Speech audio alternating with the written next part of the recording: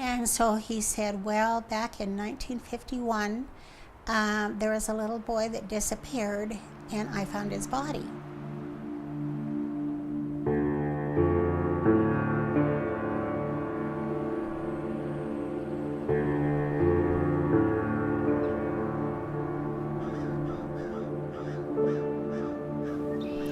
In 2005, my family and I moved to Weippe, Idaho to live with my grandma, Linda.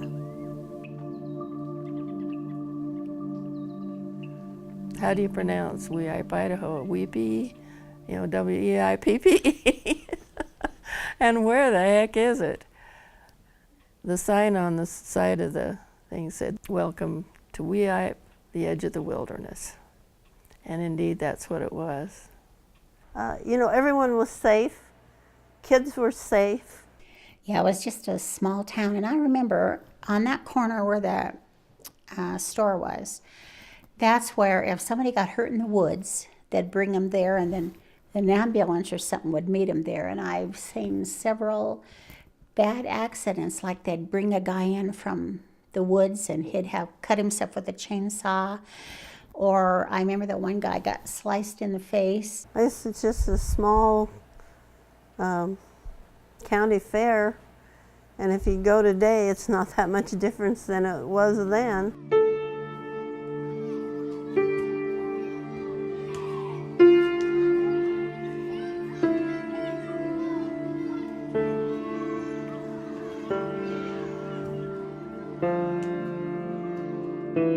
So my understanding was he got a ride that day down to the fair with my grandparents, which their names were Jack and Virginia Jared.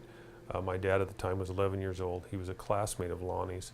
They were friends, but not like best friends. It's a small town, so everybody's kind of friendly.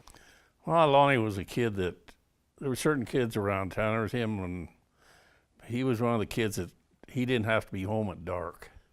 I don't even know who his dad was. His mother, she was something else. He went down with us, and I think he took off with the older kids. I read a report where his grandmother, who was his primary caregiver, had ran into him and said, "Well, we're going home. It's time for you to go home."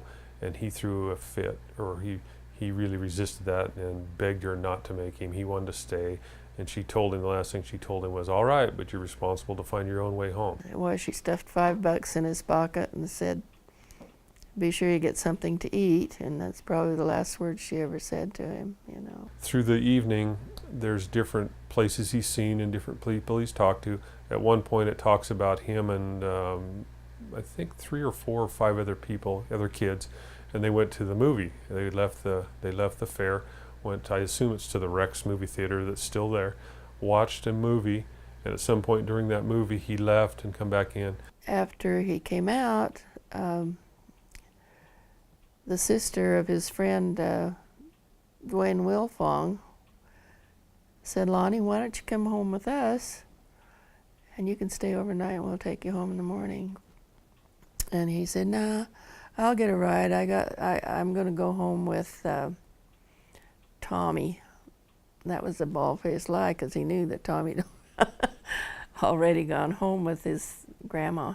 So he left there, and at some point he was seen walking across, it would have been an older bridge, but a bridge right here in the same location, and standing on the other side, hitchhiking a ride.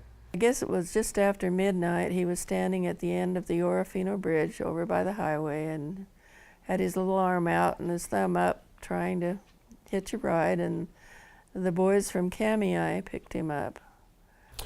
It was tracked down that this was right close to midnight. They know that pretty specifically because the 2 young men that picked him up were, I believe they were 16 and 17 or 17 and 18-year-old boys from Kamei. They stopped and said, "We can give you a ride to Greer, but then we're going upriver." And so they picked him up, and they know the time because they had girlfriends that they dropped off, had to be home by 12 o'clock.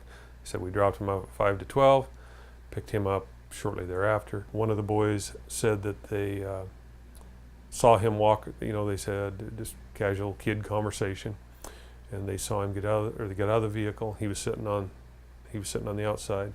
Got out of the vehicle, and they saw him walk behind the vehicle and start across the bridge. And that is the last known sighting of Lonnie.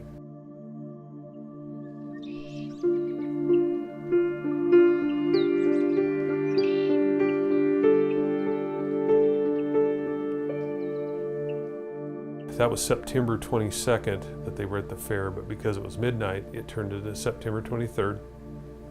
And then he didn't come home. And so the family, and now this is only what I've gleaned from reading, no one from the family's told me this, started inquiring, hey, where's Lonnie?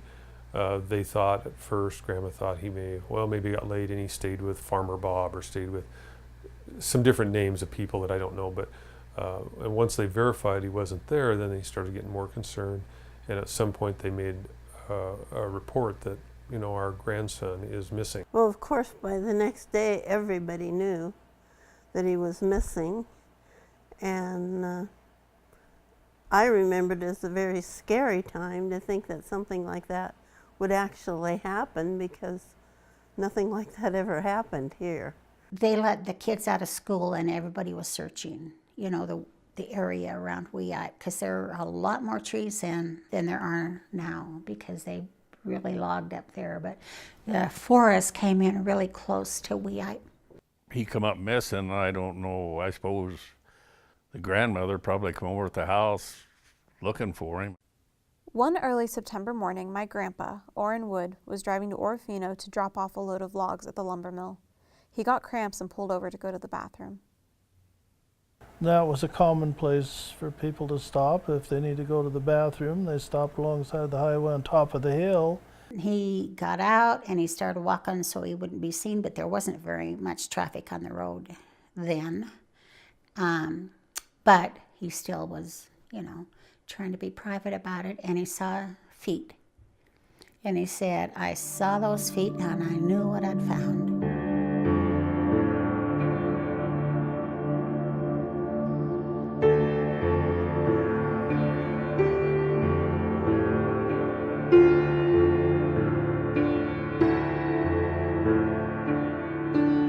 He was found on his knees with his face down on the ground. His arms were behind his back, but they weren't tied. But yet they stayed behind his back because rigor mortis had set in. Sounded like it was a horrible death. Lonnie's throat had been cut, basically ear to ear. The autopsy shows that it was both his carotid artery was cut and his windpipe was severed in half. It went to the vertebrae. Whoever cut Lonnie's throat didn't use anything very sharp. It was a very ragged, ugly wound. They gathered, whatever evidence they thought they had there, and then of course the coroner did his autopsy, and it was determined that he was, died from his neck being cut. There didn't appear to be other injuries to the body. I just don't understand why so many people think my grandpa did it.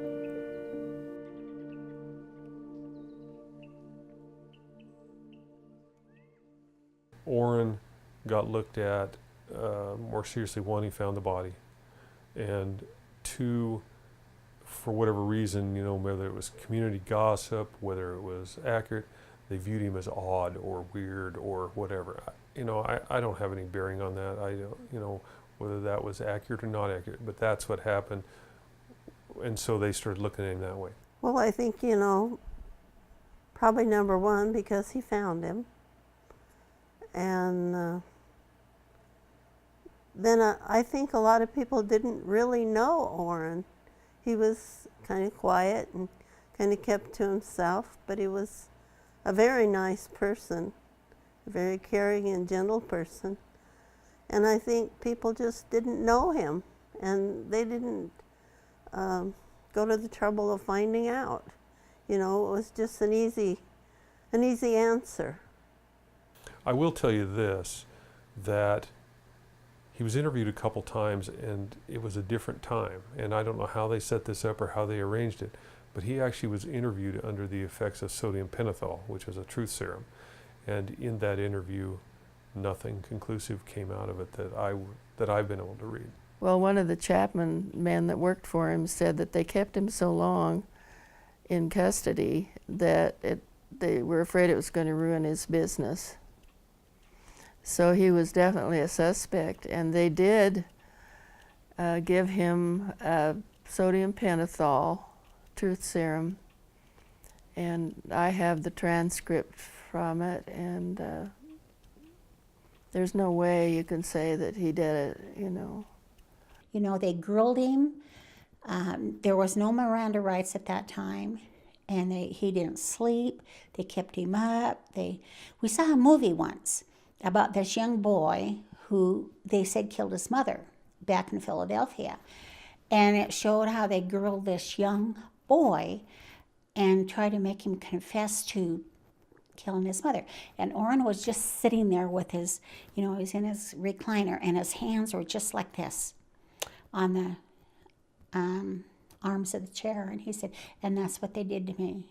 And he was probably the most honest man I'd ever met. And I thought, how could they do that to him? But I guess people just do things.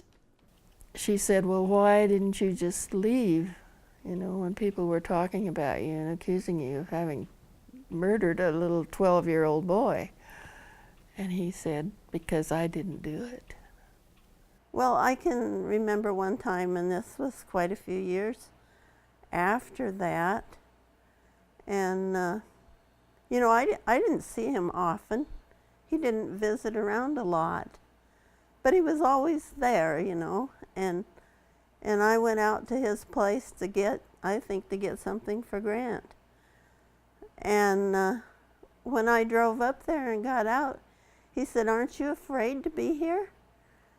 And I said, no, why would I be afraid to be here? And, it was because of all the speculation and all the accusations. And I said, Orrin, I would never be afraid of you. It was just so ridiculous. And then I really realized, what that had done to him. Well, we believe that Orrin probably has some autistic tendencies. Yeah, he didn't read well. He could have. I think if he would have, been able to do it more. But, oh my gosh, in math, it was amazing. He didn't even have to write things down. He could just... He was quiet, and he kept to himself, and, he was a gentle person. No way would he have done it. And when I did talk to Mary Ann, I said, well, why did you think Orrin killed Lonnie? It was her nephew. And she said, well, he was different. And he was new. And he'd been in the Army. He knew how to kill. And I'm going, well, he didn't go overseas and he didn't kill anybody. He fixed trucks. I actually spoke to Sheriff Nick Albers. Sheriff Albers was elected in the early 70s. Now, when he got elected, this case was already over 20 years old. And I did speak with him about it, and he felt that this investigation was bungled early on, and that his personal feeling was that Orrin didn't do it either. I mean, who knows? Because they didn't find who did it. But there were some suspects besides Orrin. And people would write in letters and stuff and say, well, I think this person did it.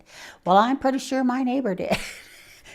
And we always hoped that the people that did that would have been found, but they never were. Yeah, and there wasn't no street lights in town, much, maybe a couple. And I know when I left that show house, as soon as I got out of the lights of the Elkhorn, nobody could have caught me. I'd run so fast to get to the house. It scared everybody. A lot of kids wasn't allowed even to go out. Oftentimes it's been said that, you could commit murder in Clearwater County and get away with it. At the end of the day, I don't know who did it. What I do know is that the story, life, and death of Lonnie Jones has touched and continues to touch so many lives, including my own. I just have this feeling about this death, how it's touched so many lives and affected so many lives. Even though he's been dead what would he be, about 80-some years old now. And he's still in the minds and lives of a lot of people. I think that boy, it's strange how people are touched by the lives of other people. And it's almost like Lonnie Jones wants to be kept alive somehow and would like people to find out who committed his murder.